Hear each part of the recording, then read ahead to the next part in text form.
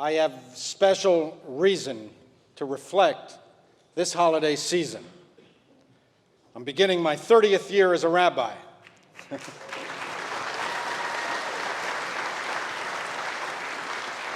And I'll be 60 in January. As the psalmist wrote, Na'ar Haiti Gam Zakanti. Once I was young. Alas, I have aged. Where have all the years gone? How to find the words, how to absorb that 3 decades have come and gone since receiving my now faded ordination diploma. Inaudible and noiseless time. We barely notice its thievish progress. The years now seem to accelerate with increasing speed. My first rabbinic decade took forever. The last 10 years have seemed like 3. In a month, I'll be 80. 80 years, the Bible's statute of limitations. When I was 30, 60-year-old rabbis seemed ancient to me. The first rabbi who agreed to take me in after rabbinical school, Harvey Tattlebaum, still my dear friend and mentor, was 5 years younger than I am now. How is that even possible? Some Stephen Wise congregants remember me from those days. I'm touched that you stuck with me for all these years. I may look different to you, but I don't feel different. And if I am to be honest, you look a bit different to me, too.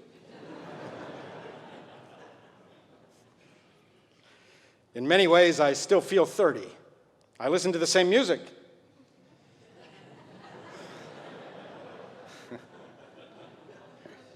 My wife and I attended an Eric Clapton concert last year. Sitting next to us was a couple, 2 young people, probably in their early 20s. I was curious. What was the attraction of Eric Clapton for kids in their 20s? Clapton is in his 70s, and he was at Madison Square Garden to celebrate his 50th year as a musician. Before the concert began, I asked the couple, "Do you and your friends like Clapton?" "Clapton's okay," said the young man. "But I'm also here for the first act, Gary Clark." I said, "Who?" You know that look that young people give you when they think you're hopeless? The look you get when you ask for computer advice? A kind of bewildered but respectful stare, bespeaking the unbridgeable chasm of ignorance between you and they? That's the look he gave me. As he patiently explained, Gary Clark Jr. is a great blues guitarist, but much younger than Clapton. And then, so earnestly, so sweetly, so innocently, with his date nodding her approval, he added, Gary Clark is about 30. He's in the prime of his life. In the prime of his life at 30? Hey, kid. So what do you think a 60-year-old rabbi is? Ancient? Until I reminded myself that that was precisely what I thought about 60-year-old rabbis when I was his age. The Mishnah states, Ben Shloshim Lakoach. One is at full strength at the age of 30. Kind of what the kid said. You're at your physical prime at 30 years old. To add insult to injury, a few lines down, the sages add Ben Shishim Lezikna. At 60, one is old. Some scholars understand the word zikna not as old, but mature.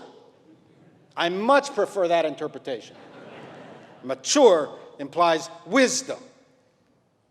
If that's what the rabbis meant, the point was that while a 30-year-old is at the peak of their physical strength, a 60-year-old is at peak intellectual strength. Take that, Eric Clapton concert kid.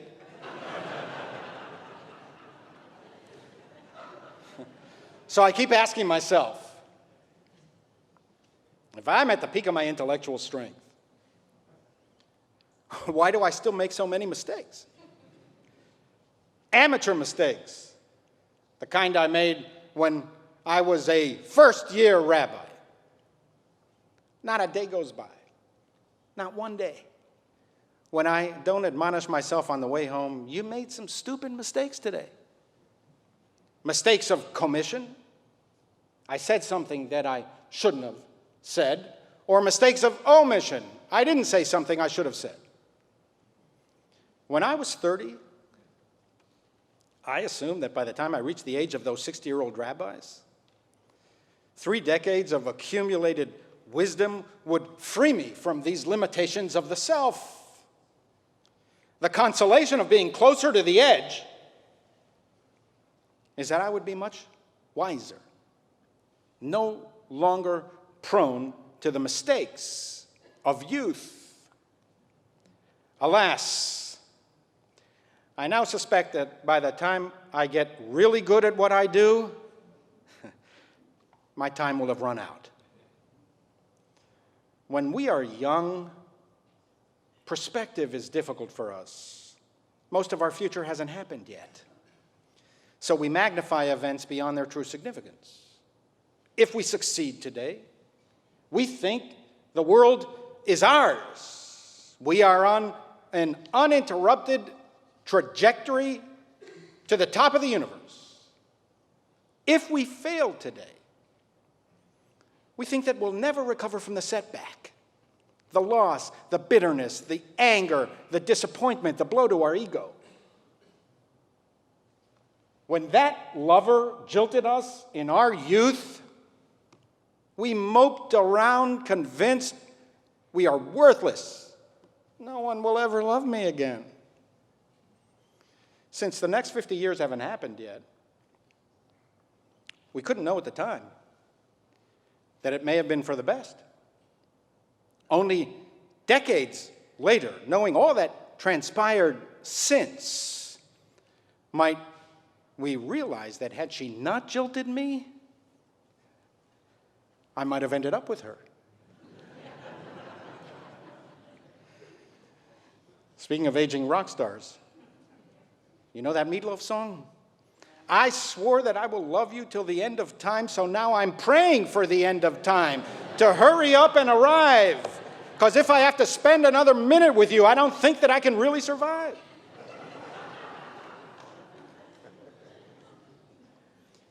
When we were passed over for that first job that we so desperately wanted, we couldn't know at the time that it may have been for the best.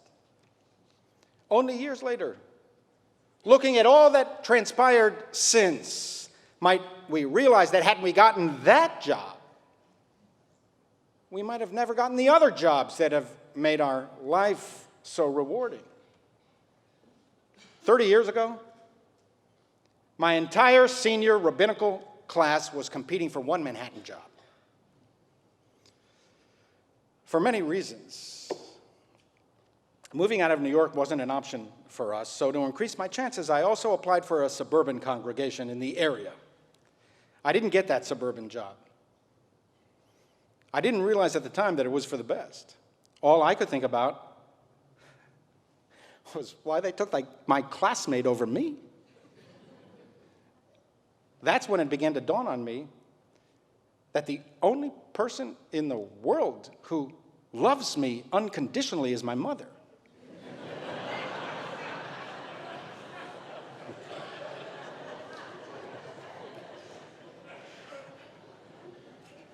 Years later, One of the members of that search committee told me why I didn't get the job. In the years since, she'd become a close and cherished lay trustee. I had no recollection of meeting her as a student. When she told me that she was a member of that search committee, I asked her whether she remembered my interview. She told me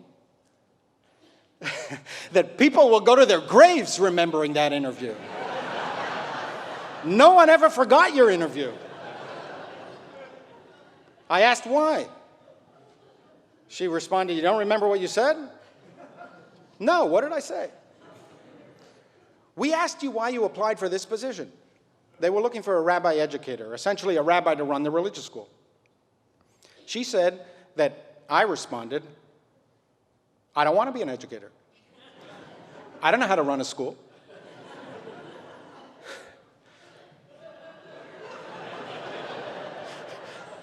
"So why are you interviewing for the job?"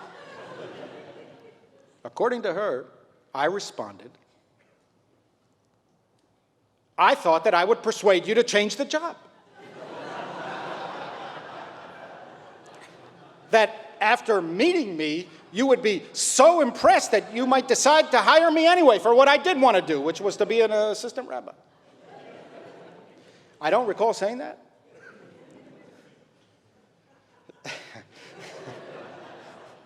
But it sounds like me from 30 years ago.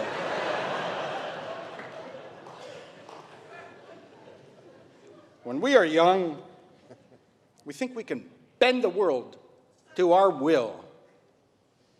If we don't like something, we'll just change it. If a goal seems hard, we'll simply plow through, flattening every obstacle in our way. It takes years for us to accept that some things in life are impervious to my will. That no matter how hard I try, no matter how hard I work, no matter how disciplined and focused I am, no matter how ingenious I may be, no matter how much I persevere, no matter how much I want something, some things are beyond me. We cannot change the job description of life. The world is bigger than any one of us. We can influence some aspects of life, but not as many as we think. And even where we have a degree of control, we are still dependent on many factors and many people beyond our control. You may have thought that the simple act of arriving here on time tonight was entirely an act of will on your part. You just needed to prepare and leave early enough. What you did not consider are all of the circumstances beyond your control. I bet that you did not give a passing thought to all the systems that make urban life possible. Electricity, water, food, transportation, police. And but for their smooth functioning, none of us would have arrived tonight. Many of our synagogues in North and South Carolina are meeting at different locations tonight, or not at all. For them, in the South, Yom Kippur ended before it even began. This realization that so much of what I do, what I want, and what I achieve is not dependent entirely on me and cannot be brought under my full control is the beginning of wisdom. It comes to us only through living. Our dependency on things outside of us, our frailty and fragility, our gaping ignorance, no matter how much we think we know,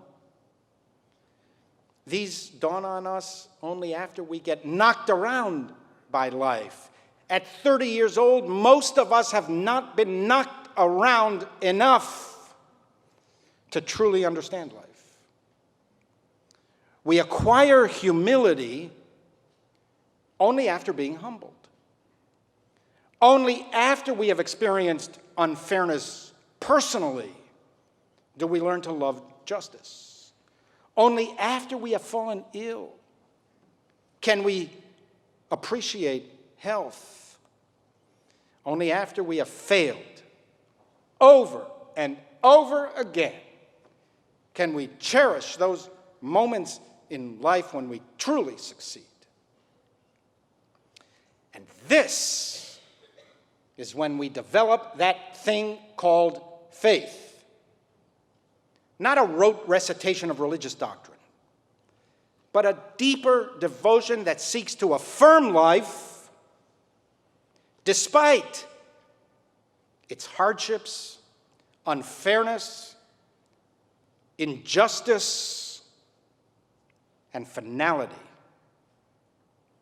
There's a profound passage in the Talmud. Rabbi Simley taught there are 613 commands in the Torah. King David then came along and established them upon 11. Then Isaiah came along and reduced the 11 to 6. Micah then came along and reduced the 6 to 3. Isaiah came back and reduced the 3 to 2. Finally, the prophet Habakkuk came along and reduced the 2 to 1.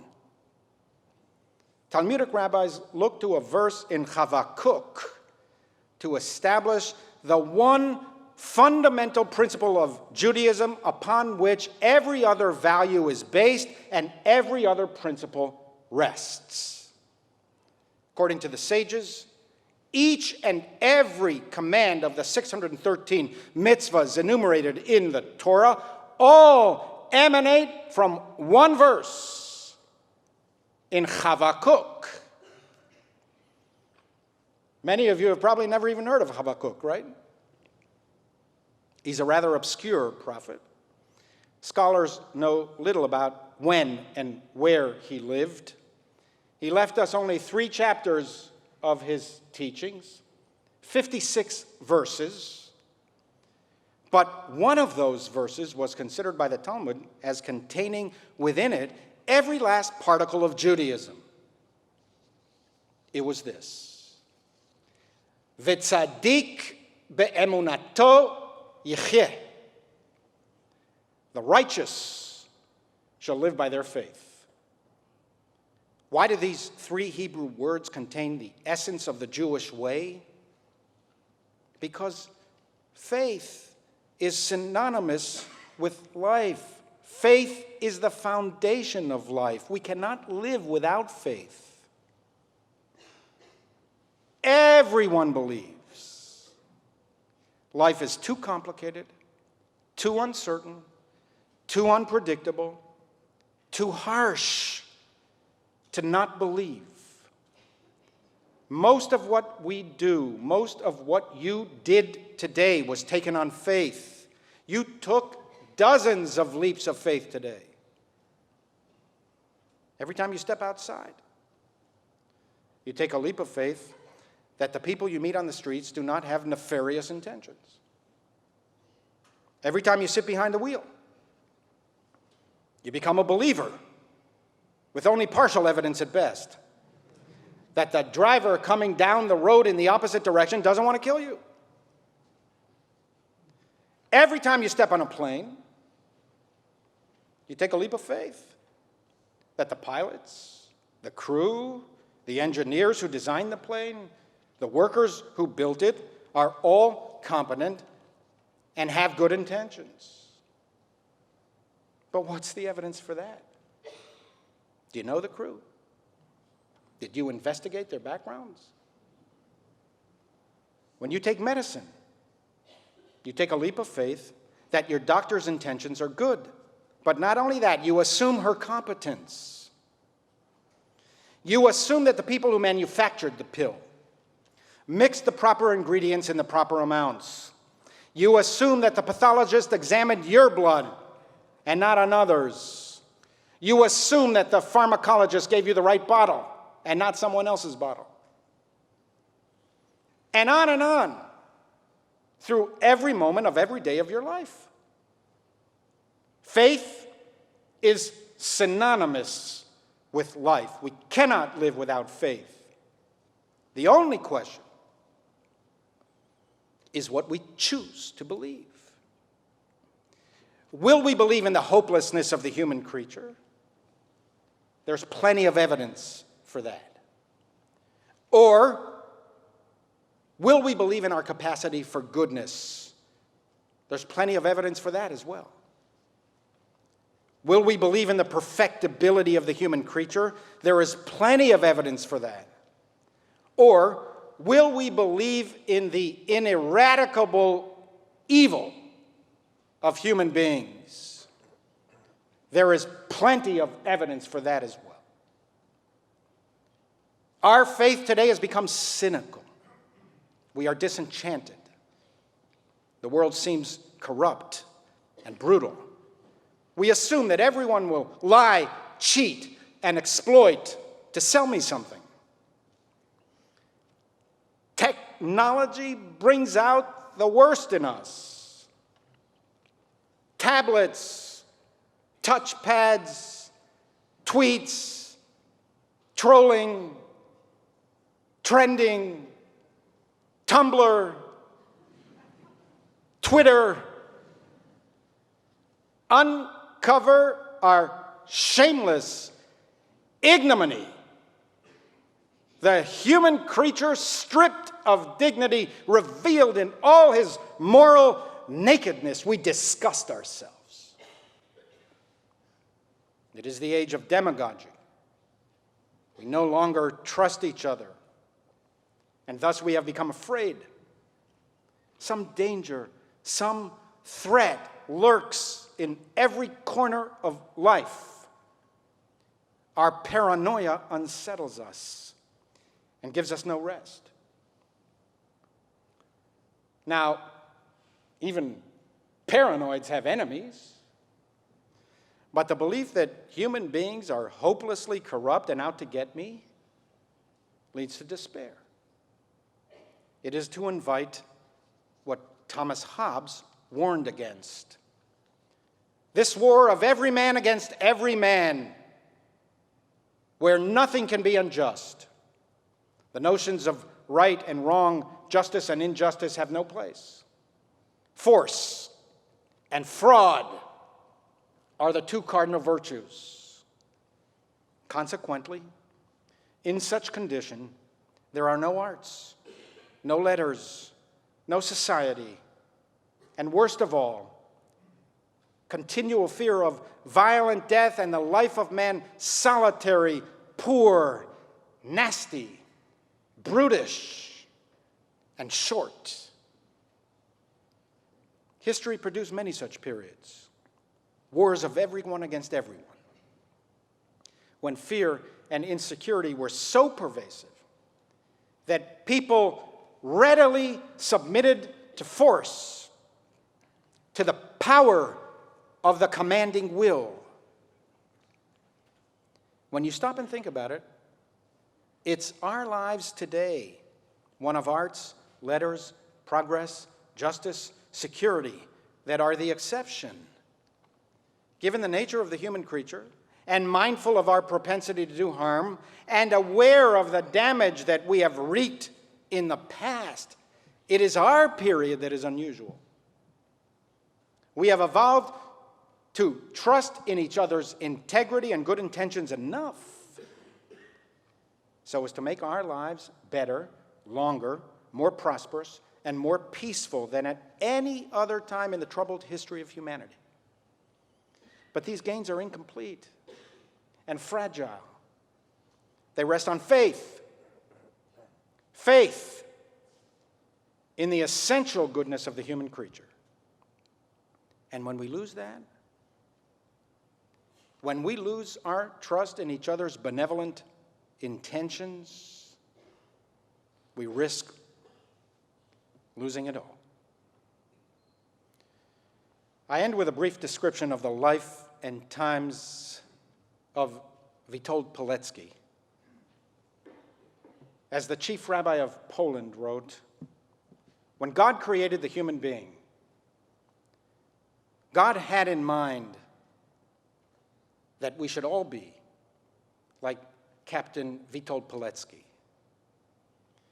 He was a Polish cavalry officer who fought the Nazi invasion of his homeland. On September 19, 1940, 79 years ago tomorrow, he deliberately walked into a Nazi roundup in Warsaw so that he would be sent to the new concentration camp of Auschwitz. At the time, it held Polish prisoners of war. The Polish military had heard rumors of horrific acts taking place there, and Captain Pilecki volunteered to be captured so that he could discover the truth. Pilecki was the only person who ever volunteered to go to Auschwitz. He spent 2 years and 7 months in that hell, living through its transformation from a prisoner of war camp for thousands into a death camp for millions. In 1943, concluding that he needed to tell the Allies the full story of Auschwitz, Pilecki and some comrades staged a daring escape, somehow making it back to Warsaw. He fought courageously in the 1944 uprising against the Nazis. His heroism boggles the mind. The reason Pilecki's story is not well known in the West is that the Polish government suppressed it for decades. After the war, Pilecki backed the democratic government in exile and fought against the communists. In 1947, his former comrades, a number of whom were with him in Auschwitz, arrested Pilecki, charging this hero of the Polish nation with treason. The noble military captain who volunteered for, survived, and escaped from Auschwitz, who continued his fight against the Nazis until their ultimate defeat, was executed in 1948 by his own comrades, his own government. A devout Catholic, Pilecki spared no words describing the inhumanity of Auschwitz. It was brutal and barbaric from the start. Around 10 p.m., the train stopped, he wrote. This is the moment I bade farewell to everything I had hitherto known on this earth and entered something seemingly no longer of it. Our concepts of law and order, of what was normal, all those ideas to which we had become accustomed on this earth, were given a brutal kicking. Even as his strength diminished, Pilecki kept writing. It was a daily surprise that we were still alive, when we seemed to have crossed far beyond the threshold of what the strongest man could endure. We developed respect for this strange human nature, strong for possessing a soul and containing something apparently immortal within it. The righteous live by this faith. They develop respect for this strange human nature, strong for possessing a soul and containing something apparently immortal within itself. The growing good of the world depends on these faithful souls. Many of them are anonymous, their stories untold, their tombs unknown. Like Witold Pilecki. He was executed somewhere in Warsaw. No one knows where. He has no grave, no final resting place, only a monument to him where he was captured by the Nazis. Nonetheless, as George Eliot wrote in these final words of her masterpiece, Middlemarch, the growing good of the world is partly dependent on unhistoric acts, and that things are not so ill with you and me as they might have been, is half owing to the number who lived faithfully a hidden life and rest in unvisited tombs.